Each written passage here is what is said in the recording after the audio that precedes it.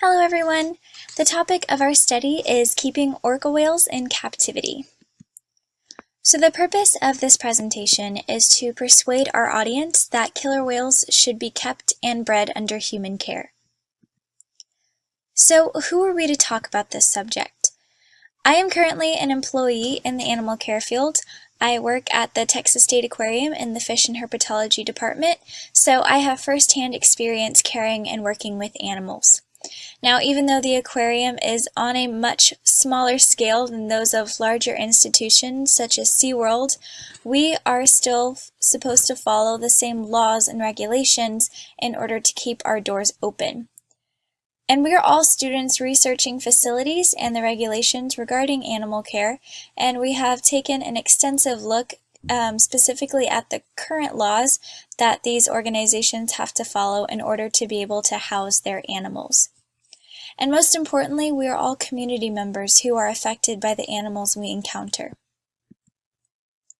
So this involves all members of the community, and most of us have visited SeaWorld and have been inspired and positively affected by the large animals that we encounter there. So in this presentation, we will discuss why orca whales should be kept in captivity. We'll take a look at the research that we gain for their species and for their breeding by keeping them in captivity, and we'll take a look at the benefits that the public as a whole receives from encountering these animals. Whales receive great care. Mentally and physically stimulated, they receive 24/7 professional veterinary care. They build strong relationships with their trainers and caretakers. This is important because these are the people that they interact with daily. They have full-sized pools and access areas, so they don't feel enclosed or in tight spaces, and they also have other whales to interact with. Here is a quote from the Encyclopedia of Marine Mammals by one of the co-authors, Tyler Turner. It says, "The mental health and stimulation of the animals is found sufficiently in training procedures that not only provide entertainment value, but benefit the animal's overall health and care." Much is learned about behavior and breeding. So here's 3 bullet points. Social, biological, and mental functions can be observed. Also, breeding allows an insight on growth and maternal nurturing in pods, and it also allows insight in young whales growing and being accepted into the pod hierarchy. Another quote from the Encyclopedia of Marine Mammals.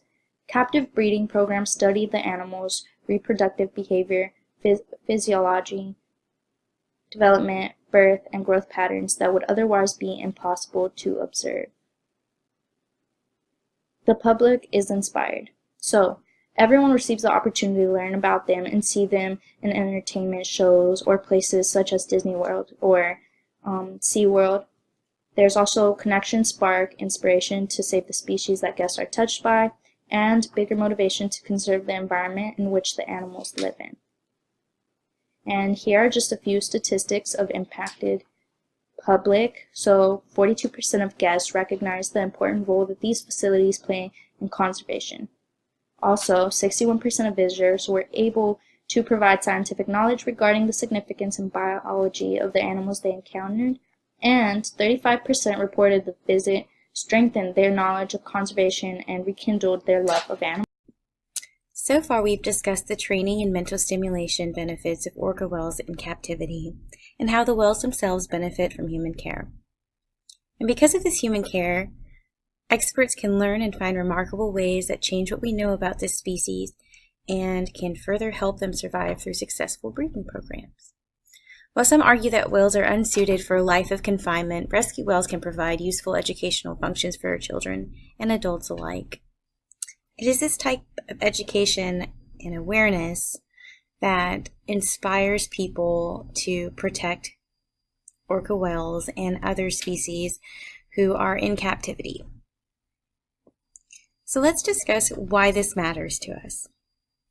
If the majority of the public can find a sense of compassion and love for the large animals they have witnessed on a personal level, say for instance going to SeaWorld, the hope is that a meaningful experience will create a more conscientious community where a passion to conserve and protect nature will flourish naturally. With great power comes great responsibility, and as the most powerful species on Earth, we have a responsibility to protect and preserve the life of other species like orca whales. Now that we've discussed the positive aspects of having orca whales in captivity, we'd like to leave you with a quote by Steve Irwin, late nature expert and wildlife enthusiast. If you can touch people with wildlife, then they're going to want to save it. If you go to SeaWorld and you get to have an encounter with a dolphin, you're going to want to save dolphins. Gone are the days of sitting back on the long lands and dry board and looking at wildlife from way over there. Humans want to save what they love. And we love orca whales. Thank you for taking the time today to listen to what we have to say about orca whales in captivity. If you're curious or would like to do any more reading, please refer to our references in the last page. Thank you again.